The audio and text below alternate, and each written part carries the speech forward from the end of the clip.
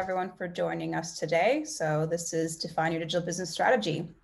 Just a bit of a starter, just a little bit about Infotech Research Group. This is Infotech Research Group.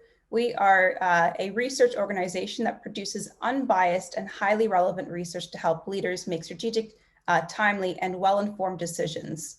We partner closely with your teams to provide you everything you need, from actionable tools to analyst guidance, ensuring they deliver measurable results for the organization. We focus on driving measurable results. We produce research better than anyone else, and we leverage industry best practices.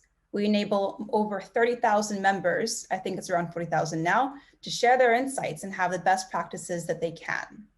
That's a little bit about Infotech Research Group. And I'm going to jump straight into our presentation today. So just starting us off, we are amid a profound paradigm shift, transforming the way that we work, live, and relate to another. So technologies are recasting the relationship between customers, workers, and employers as the silicon chips reach permeates almost everything we do. Throughout time, we have seen profound socioeconomic shifts through the advancements of technology. From the advent of computers and information technology, mobile technology, and cloud computing, leading to increased access to information, the democratization of creators, and lowering barriers to enter markets. We are now seeing the emergence of social networks, e-commerce, and AI, leading to much more of an interconnected society, increasing productivity, increasing competition, and increasing our capacity for creative work. We are now kind of facing the future where we have more advanced robotics and smart cities. And here we're able to see more digital labor markets. You're seeing the rise of the gig economies and human clouds. We're able to bridge digital global gaps and interconnect between different nations and different cities. What we're entering towards is a concept that's called the digital economy. This is what some may refer to as the fourth industrial revolution. It's a concept in which all economic activity is facilitated or managed through digital technologies, data, infrastructure, services, and products. This is having a huge shift on how we're operating today. So as a result of this massive shift that's happening, a fundamental change is required to evaluate how we capture our priorities and strategies for digital transformation. So in the past, before these changes, we were operating in an older paradigm. So prior to the pandemic as well, we were operating in a paradigm where there was a workforce that was dependent on geography, where organizations focused more so on corporate social responsibility. Customers valued brand. There was a reluctance to use digital collaboration tools. The remote work was not necessarily a thing before this. We had supply chain continuity and predictable regulatory changes with incremental impact. This new paradigm that we're operating in is one where we have a borderless workforce, where we're seeing the importance of ESG, so environmental social governance. Customers, they value efficiency. There's a wide acceptance of digital collaboration tools. We're having supply chain disruptions and shortages, and unpredictable regulatory changes with sweeping impacts. So as a result of these changes, we need to kind of rethink how we're defining our strategies. We need to focus on building a digital transformation strategy. And before I jump into that, I'm going to kind of give you a definition about what we define as digital strategy. So I'm having a little bit of a lag here. Okay, so what is digital transformation? Digital transformation is a way of embracing technology in a way that challenges existing operational and value assumptions. Those two words are very key here, the operational and the value assumptions. Operational is thinking about how we're operating. What does our structures look like? How are we engaging with our market? And the value refers to how do we deliver value to our customers? That needs to change. That's the transformation that's happening. And it serves as an essential mechanism to determine the direction of a business in a digital-first world. So digital transformation addresses 4 primary goals. It looks at your customers. So it's focused around building out new customer frontiers, being able to unify digital possibilities with customer experiences. It's about continuous innovation, so developing new products, services, new business models. It focuses on workforce of the future. So how are you able to recode your organizational DNA to thrive in a digital-first world? How do you ensure your people have the right skills, knowledge, and toolkits to engage in this environment? How do you have that culture where everyone understands that we are in this new environment? And lastly, it's about operations. So how do you enable business agility, improve business performance, and secure continuity? Really, it's a means to reposition a digital economy. Understanding that the world has significantly changed, how do you position your organization to compete and thrive in this environment? Now, I like to think of these 4 goals as almost like a little pyramid here. So at the bottom, you have the resilient operations. This is around having modern infrastructure and technology, where you're able to have digitalized tasks, processes, and procedures. You have improved real-time management information systems and decision-making. So the data component is so integral to us. You're able to focus on mitigating risks and minimizing loss and disruptions. Once you have that foundational base there, you also think about the workforce. So how are you able to adopt a digital culture and mindset? Designing a digital operating model. So those structures, if you have a hybrid model, what does that look like for you? Enabling a distributed workforce and building diverse teams. For new customer frontiers, the next piece up, you're thinking about how do I reach customers through digital channels and tools? How are you able to improve targeting with customer insights and having that seamless customer experience? Then the top piece right there is innovation. So it's around digital innovation management, building the foresight capability to anticipate the future, designing for emerging needs, and building an AI advantage. It's about building the mechanism that you're able to continuously ask yourself and reposition yourself. How can I determine what the future looks like? And how do I build the mechanisms to begin to innovate frequently and iteratively in my organization? It is truly reshaping the modern enterprise. So what I'm going to be showing you today is an approach towards jumpstarting transformation with a value-driven initiatives through digital business strategy.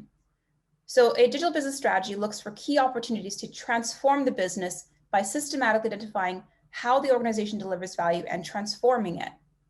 So while I showed you those 4 pillars, those pillars are your overall digital transformation efforts. What I'm showing you here today is a way to pinpoint and systematically transform parts of your organization. So rather than trying to kind of boil the whole ocean, we're focusing on one small piece at a time. So as I mentioned, the word value is going to be very critical in this discussion today. So a digital business strategy transform how you deliver value today. We look at value streams, which refer to the specific set of activities an industry player undertakes to create and capture value for and from an end consumer. So how do you deliver value towards your customers? In retail, it's around strategic planning, purchasing a product, distributing and selling. Manufacturing is relatively similar. You're designing it, producing it, selling's there again. Retail banking is around attracting customers, supplying loans and mortgages and credit cards, providing core banking services, offering card services. But these are the activities that they undertake to create and capture that value. Our approach says, let's focus on a specific value stream, one single area that we can kind of pinpoint and take apart. So we prioritize a single value stream and we break it down into its value chains. So the value chains refer to the string of processes that interrelate to make that work happen. When you purchase a product, you go through a series of value chains to make that work happen. You have requirements gathering, a sourcing strategy, contract negotiation, you have purchase order management and contract management. This is the value chain that makes that work happen. So what we're doing is we want to transform that single value chain related to that single value stream. But when we're transforming it, we're not taking it from the business lens. We're actually taking those value streams and value chains and flipping them towards the customer lens. So as we unfold the value chains, we take the perspective of the end user. So if we say we want to focus on contract negotiation, What does that look like from the end user perspective, and how can we transform that experience through digital means? Well, first we build out what does that look like. So when you're doing that contract negotiation, you have field requests, you draft, you negotiate, revision, approval, execution, and renewal. This is the customer lens, and we're focusing on transforming that one, not the internal piece. And this systematic approach has two primary outcomes. The first is around building business resilience. So that is the value protection or the reduction of enterprise risk by systematically identifying how you deliver value and transforming it to protect future cash flows and improve the overall enterprise value. The second outcome is digital experiences. So enhancing digital experiences through digital technologies. So it's around building that foundation to protect your cash flows, protect how the organization delivers value by systematically identifying the most critical value generators. And by flipping it towards the external customer lens, you're improving digital experiences. You're focusing on your end users, how they use your solutions, and transforming it through that lens. So what I'll be reviewing with you today is our 4-stage approach towards doing a DBS strategy. The first stage is around identifying top value chains to be transformed. What I mean here is I'm going to be looking at how does the organization deliver value, and what is the most critical piece for us to start off with? What is the most important value generator that will benefit and reap the most benefit from a transformation? In phase 2, we identify a brand new opportunity. What we're doing here is we're understanding what is the external environment looking like? What are the emerging trends around us? And what is a brand new leapfrog idea that we can begin to pinpoint to move us into the future? The third phase is where we take those existing value chains and a brand new idea, and we understand it from the lens of the end user. Lastly, we build transformation roadmaps. The roadmaps pertain to the existing value chains and a brand new opportunity. This is, again, a very systematic approach towards transformation. We're not seeking to transform the entire organization, but we want to pinpoint the most critical value generators and transform them one by one. So starting off with phase 1 is the top value chains to transform. So I'll be kind of showing you first here is how does the organization deliver value? How do we prioritize the value streams? And then begin to unravel the value chains that make that work happen. Any strategic effort needs to start by understanding the broader context in which we're operating in. So context should guide your strategy and should give a pivot point to deciding the actions you take. Context is an understanding of the environment that your business is operating in and the pressure it exerts and the scope it allows. So there are 3 distinct types of context, which I'm going to explore at the beginning here. The external, the market, and the organizational context. This helps us build an understanding of how we deliver value and how we should be delivering value towards our market. So starting off with the external context. The external context allows us to understand the environment, the wider environment that we're operating in. It allows us to understand the external pressures that drive our digital strategy. So this primarily refers towards pressures that are beyond the control of your organization. So when we're looking at the external factors, we're going to be looking at really the pestle analysis. So that political, economic, social, technological, legal, and environmental factors that will impact my market. It's very critical that we begin to understand this context because these will kind of pinpoint the things that are out of our control that we need to begin to be cognizant of as we develop our strategy. The next layer is the market or the industry factors. So the market context focuses on the actions and performance of competitors, as well as the market values. So when we're doing this, we really want to look at who's the incumbents and disruptors in the environment. The incumbents are established leaders in the space that possess the largest market share, whereas disruptors are primarily new entrants, so typically startups that possess the ability to displace existing market, industry, or technology. By building this understanding of the market space, we understand what does our market look like? How are we positioning ourselves relative towards our customers and towards our competitors? And how do we begin to move ourselves forward? So really, incumbents often focus their attention to their most demanding or profitable customers and neglect those down market. Whereas disruptors often focus on smaller markets and incumbents aren't focused on. An insight that we have is that by understanding the disruptors in the market, you're able to actually, you can easily begin to work alongside the disruptors to overtake the market. So understanding where you position yourself relative to the market is very critical to understanding how do I deliver value and how are my competitors delivering value. We then turn to the organizational context. So the organizational context understood from the organization's self-reflection. So establishing the context requires a clear understanding of the values, as well as the culture and resources and capabilities you have to undertake key activities. So understanding the context allows you to answer questions like, what resources do I need? What do I do well? And how can I do it better? These questions allow you to provide an important context, which should inform your strategy. It helps us understand where do we start off first. So the context should take into consideration your strengths and weaknesses as a way of directing your actions needed to take progress, develop, and grow. So now we understand the environment that we're operating in. We can focus on that value stream conversation. So we need to understand, how do I deliver value today? So value streams, if you're not aware, connect a business's goals to the organization's value realization activities. They enable an organization to create and capture value in the market. It helps an organization determine how you deliver that value towards the market by engaging a set of interconnected activities. It's critical to determine your organization's core value streams.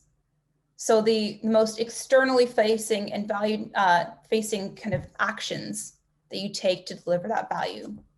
One of our insights, again, is that you can begin to identify value streams by asking yourself simply, how do you make money? That may not be applicable within the government context or any public sector context, but you can say, how do I deliver value towards my end users? We then need to prioritize a single value stream that we want to undertake. So we want to prioritize a single value stream that we want to transform. Again, we're not trying to transform the entire organization as it stands, but focusing on a single value stream that will support us along the work. So we can evaluate value streams on two primary categories of criteria. The first is the business value. So it's your profitability, your enterprise value, your differentiation. This is really gathered through that previous kind of context gathering insights. How do we differentiate ourselves relative to the market? What is the most critical value generator for us? Where do we make the most money right now? What value stream supports us with our entire enterprise value? The second category is the human value. This refers towards the experiences of individuals. So here we're understanding, what is the customer satisfaction? Where is the employee satisfaction most impacted? Where do we have a great deal of impact on the community impact? So we're trying to understand how do we deliver value towards the business, whether it's through profitability, revenue generation, competitive differentiation, and how do we deliver value towards our end users? And what is the most critical value stream that will be the most impactful for us to start off with? So you select one value stream and you break it down into its value chains. So as I mentioned, value streams is the activities that you undertake, and value chains are the string of processes that interrelate to make that work happen. So when you're looking at purchasing a product, you have a few value chains that interrelate to make that work happen. You have the requirements gathering, the sourcing strategy, contract negotiation, purchase and order management, and contract management. This is what's happening behind the scenes to make that work happen. But we also want to prioritize a single area within this to focus on. So we can ask ourselves, where is there a high degree of pain or risk associated with parts of this value chain? So where is there risk towards the customers or the enterprise overall? And where is there a high degree of financial impact towards us? That can be captured by, where is there an impact towards how we deliver value in terms of profitability overall? And we can say contract negotiation is the most critical piece for us to start off with. So now we've prioritized a single value chain and a value stream to transform. We're then going to take a pause from this and move into section 2, which is around identifying a digital enabled growth opportunity. So in phase 1, we understood how we deliver value today, and we prioritize a single area for us to transform. In phase 2, we're focusing on a digital enabled growth opportunity. So what we do in this phase is we're understanding the environment that we operate in on a much more wider context. We conduct a horizon scan, which is a systematic approach towards understanding what are the trends emerging in the environment and which ones should I begin to focus on myself. From that prioritization, we identify a leapfrog idea. So a leapfrog idea is an idea that pushes beyond iterative approaches towards transformation and moves us forward into the future. And from this, we understand the impacts to our value chains. So we first start by assessing the external environment to define new value generators.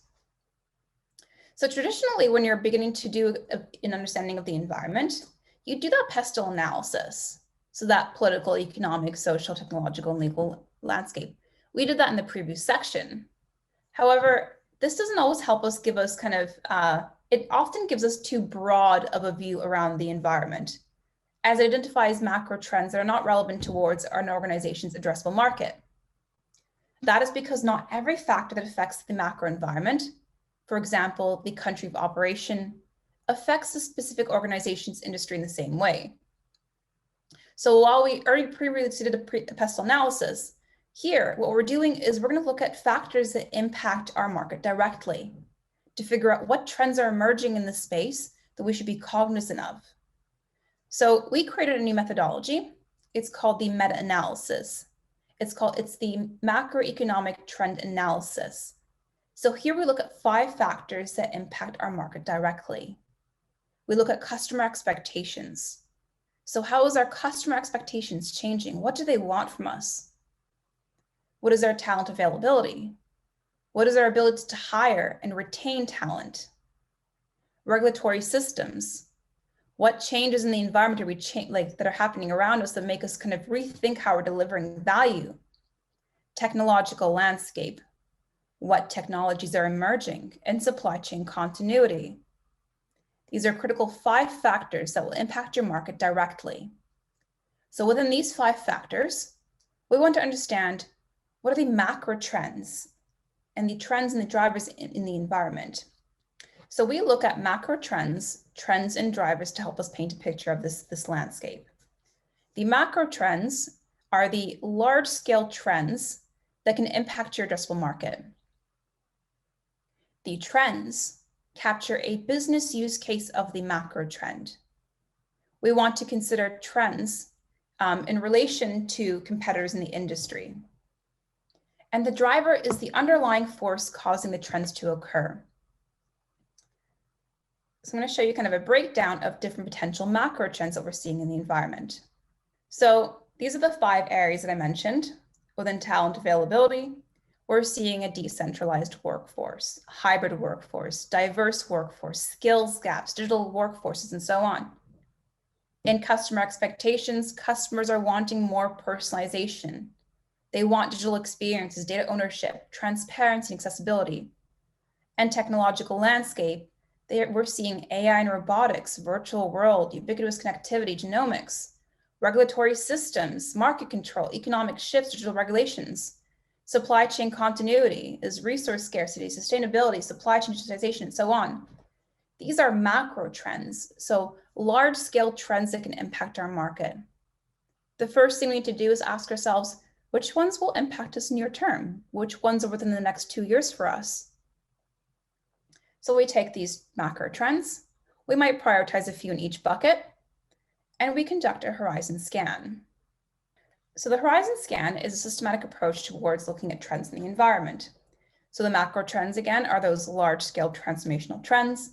The trends are what we're seeing on the ground, and the drivers is why is this happening? So for the macro environment, we might be seeing things like skills gaps, talent shortages, decentralized workforces. The trends that we're seeing as a result of this is virtual assistants, high demand, low availability data scientists, gig economy, the human cloud. The drivers is administrative support, moving up the smart factory maturity and talent shortages, customer expectations, we're seeing in terms of the macro trends, digital experiences, sustainability, and personalization. What are we seeing on the ground? Augmented reality, ethical beauty, smart personalization. Here's accessibility, ESG, tailored and predictive experiences. In technological landscape, we're seeing AI and robotics, Industry 4.0, ubiquitous connectivity. Here it's AI for labor shortages, microfactories, application ecosystems. And then kind of moving forward, ESG and sustainability, sustainable technology, consumer protection, computer-based validation, supply chain continuity, resource scarcity, which is multi-platforms, vendor resource scarcity. So what we're doing is we're kind of picking out those macro trends that will have a big impact on us today, asking ourselves, what are we seeing as a result of this macro trend? What are we seeing our competitors be doing? And what is the reason why? The why is very critical because it helps us understand what value does it provide. Always going back to the language of value through all these activities. So we've come up with a big list of trends, but of course we can't begin to address them all. So we need to prioritize these trends. We can prioritize them on 3 criteria: timing, impact, and relevance. So the timing is the estimated time the disruption the trend will have on our industry. Will it require significant developments to enter the ecosystem? We want to look at trends that are below 24 months. The impact is the degree of impact the trend will have on our industry. Will it drive new business models, new products or services? And the relevance is the relevance to our organization. Does it fulfill our goals and our vision for where we want to go? So here you can see that we're kind of, not looking at trends more than 24 months. And we want to figure out the trends will have a high impact. So we'll drive new ways of working, new business models, and relevance towards our goals. So here we're selecting the smart contracts. We're saying that this is the most critical one for us that will impact us the most. We can then flesh it out to kind of figure out what is that leapfrog idea. So what we're doing here is we're asking 4 critical questions. Will this trend allow us to target new customers for existing products or services? Here it's yes, you can have supply chain networks. Are we able to enter new markets by applying existing product services to different problems? Here we have the ability to pivot into new markets, to do more testing when you have reliable supply. Are we able to adjust the business model to capture change in how we deliver value? Yes, we can have reliable, transparent, and flexible supply chains. And are you able to introduce a new product or service to the existing market? Here it's yes, again, you can have visibility platforms. So we've gone from identifying a single trend and breaking that trend apart to understand what are some leapfrog ideas that can push us forward. Each one of these in a specific bucket can be its own solution. But we need to figure out kind of what is the main one we want to focus on. So we understand this leapfrog idea now, the visibility platforms, in the contract management. We can begin to understand where does it impact us the most. So smart contracts will impact our value chains around contract management. So the entire value chain for initiation, the contract creation and authoring, negotiation, and amendment can all be radically changed through the smart contracts. Whether you're kind of exploring the visibility platforms, whatever that looks like, we're transforming that specific value chain specifically. So in the first phase, we understood how to deliver value and what is the most critical value chain for us to transform. In phase 2, we identified a brand new leapfrog idea and understood its impacts towards our value chains. Now we're going to be leveraging journey mapping to transform those experiences. So journey mapping is a very useful tool to transforming our value chains. The simple reason is that a value chain is the internal perspective of the organization. It's the internal way in which we deliver value. It's how we operate, the processes that we take to kind of create that work happen. However, it's our internal experience, and customers will have a very vastly different view of how we deliver value. And so it's very critical that as we uncover these internal perspectives, we always take the external view from the customers themselves. This helps us transform correctly. to not kind of create our own biases around those processes. So if you're not kind of used to understanding of journey maps, so a journey-based approach helps us understand how a stakeholder moves through a process and interacts with the organization in the form of touch points, channels, and supporting characters. By identifying pain points in the journey and activity types, we can identify opportunities to innovate and automate along the journey. So if you recall, in phase 1, we identified a single existing value chain to be transformed. Here we identified the procurement contract negotiation. And in phase 2, we identified a new value chain. That was the smart contracts through contract management. So what we would be doing is we would take both of these, for the sake of this example, I'm going to focus on just one piece, but we take these and we'd flip them into the external perspective.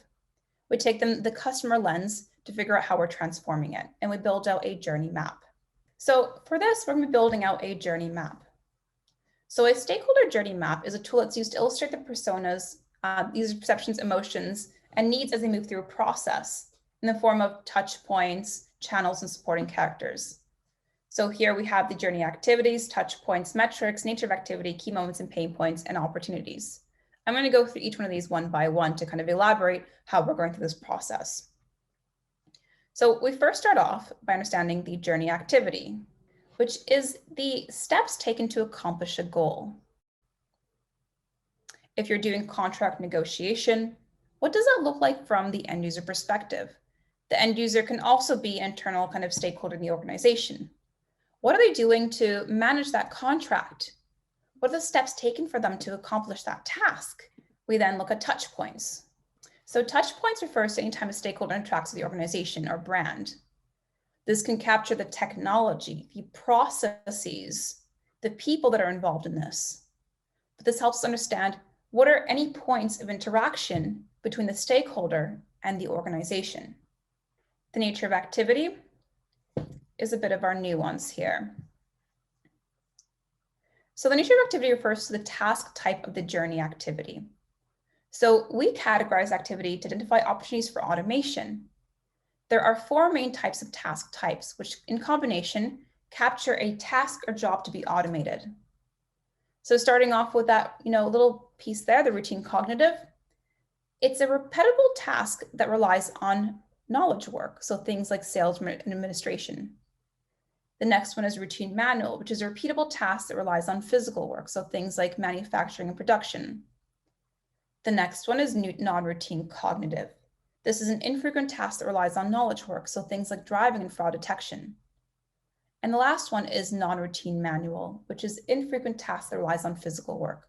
So things like food preparation. So our insight is that as you go through this journey map, you can begin to label or categorize the different steps in that journey.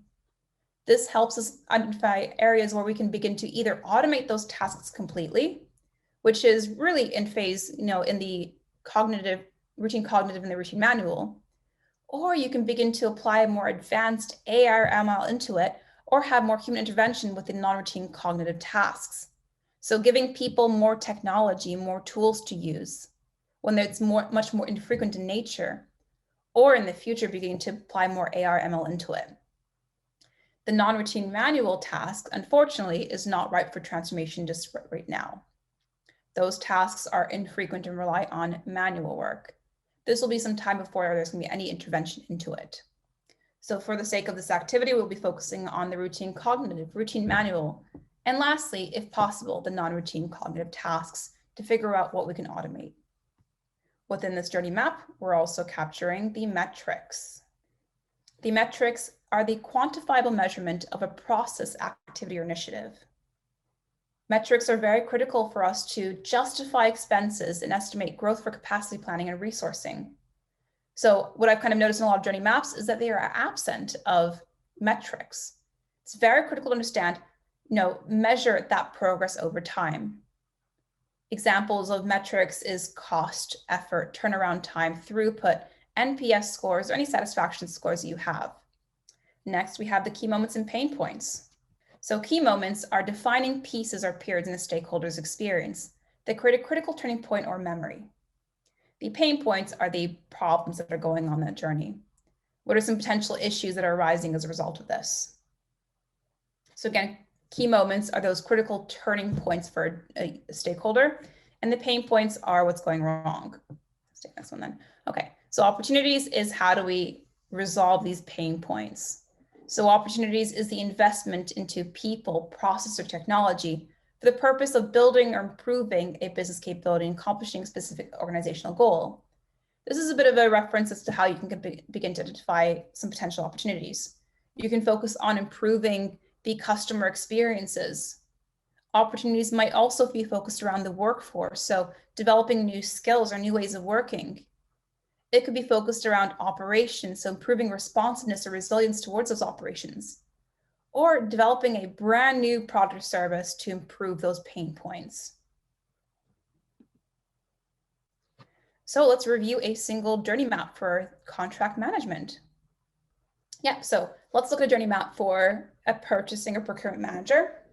The journey is that they are, want to effectively identify, buy, and guarantee high quality products and ingredients for the business. So the journey activities is these steps taken to accomplish that task. So first, they assess requirements across product lines. They conduct request or quotations, generate ideas and derive positioning, prepare and conduct negotiations, document and follow up negotiation results. This is how they make that task happen. So the steps taken. The touch points is the points of interaction between a stakeholder and institution. So how are they interacting with the organization? They do a spend analysis. They have supplier profiles, supplier viability. Then they request for quotation, e-auction, tendering. They define specifications, refine the availability of ingredients. They have in-person discussions, negotiation notes, and so on. Nature of activity is how we're categorizing those activity types. So assessing requirements across the product lines is infrequent in nature and that relies on knowledge work. Whereas conducting requests for quotation is repetitive in nature and it will rely on knowledge work. Same with preparing and conducting negotiations and documenting and follow-up negotiation results. These are all repetitive tasks. We can easily automate these out. However, assessing requirements across product lines and generating ideas and driving positioning is more infrequent in nature. And there, it might be more so technology intervention versus a full automation. The metrics is how we measure success. So assessing requirements across product lines might be things around supplier quality rating, supplier availability, compliance rates, and so on. But we're capturing those different metrics along the journey. Key moments and pain points. So key moments are those critical defining moments in the journey. It's where it can be a critical turning point for everyone. So you can see I've highlighted two areas purple there, assessing requirements and generating ideas and driving positionings. Those are critical for us. We want to focus on transforming those ones first. And the pain points is what's going wrong. So here we have single source suppliers, financial positions, ethical models. Next, we have meeting requirements, the time frame, filtering out suppliers, agreement on who to keep. And the opportunities is how do we resolve these pain points? So if you're having single source suppliers, financial positioning, ethical models, you can create a supplier portal with dynamic vetting, so pre-sweeping. In the next phase, we have meeting requirements, time frame, close times on quotes. To transform this, we can have dynamic meta-analysis, so highlighting and flagging the pros and cons of a quote, or adjusting the quotes in real time. Next, we have generating ideas and driving positioning, which is filtering out suppliers, agreement on who to keep. We can leverage electronic vetting combined with human analysis. So you'll notice those first, the non-routine cognitive tasks have more human intervention in the solutions, whereas the green ones are where we might be able to automate it fully out. So smart contracts, contract portals, visibility platforms such as a TMS digital marketplace. Here we're kind of able to apply more technology towards the solutionings. So what we've done is we've identified a single value chain that's most critical towards us. And we've taken that value chain and we've flipped it into the lens of the end user. What does that look like as we're going through the process? And we've identified opportunities that can resolve it. So through this process, you are systematically identifying specific areas for us to transform. And so that's kind of how our approach goes. So we're kind of looking at specific value streams, value chains, and then transforming them from the end user lens. The last phase is building out the roadmaps. So I'll kind of keep this one short and just tell you that, you build out roadmaps for each value chain that we transform. So this is kind of an example, just a quick, overview of a roadmap. Nothing detailed in there, but you'd essentially take each of those initiatives or opportunities that you identified, and we break them down into their people, process, and projects. So for people, you need to understand what are the initiatives required to manage people, data, and the organizational factors that are impacted by this opportunity. The process is around what processes must be created, changed, or removed based on the data. And technology is what systems are required to support this opportunity. We build out roadmaps for every single value chain that we transform. But again, we're not focusing on transforming the entire organization, but single areas for us that will reap the most benefit. And that concludes our presentation for today. I'm going to hand it back to Larissa and see if there's any other questions. Thank you, Dana. Thank you for this insightful presentation. You provided so much information, and I really enjoyed the roadmap that you provided. We do have a few questions. The first one, how does managing benefits realization fit into defining your digital business strategy? It's kind of incorporated in that first analysis, the value streams and value chains. So understanding what is the most critical value generators for us to kind of transform. Within each one, you need to begin to assess what is the benefits realization within each category. So it's part of the process of prioritizing areas for us to focus on first. Okay, thank you. And who in the organization ultimately owns the digital business strategy? It is the top leadership. So that's a great question. So our insight is that a digital business strategy, as along with transformation, is focused on transforming how the organization delivers value. It needs to be owned by the business itself. So when you're conducting these, activities or a workshop, whatever that might be, you need to begin to incorporate executives. They need to own this process.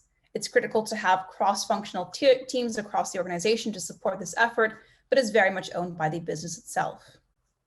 Okay, and have you seen, the senior leadership involved in this, or is it usually like management bringing it to the C-level execs? It is executives that are involved in this process. Okay. All right. Thank you. And we have one. Okay. That was our last question. So thank you so much, Dana, for taking the time to go through your presentation and, coming on to the Symptai Symposium this year. We really appreciate your time and the information that you provided. And for our participants, as you continue your morning with us, please stop by our virtual booth under the Expo tab. So thank you very much, Dana. I hope you have a wonderful day. Thank you. And thank you everyone for joining us today.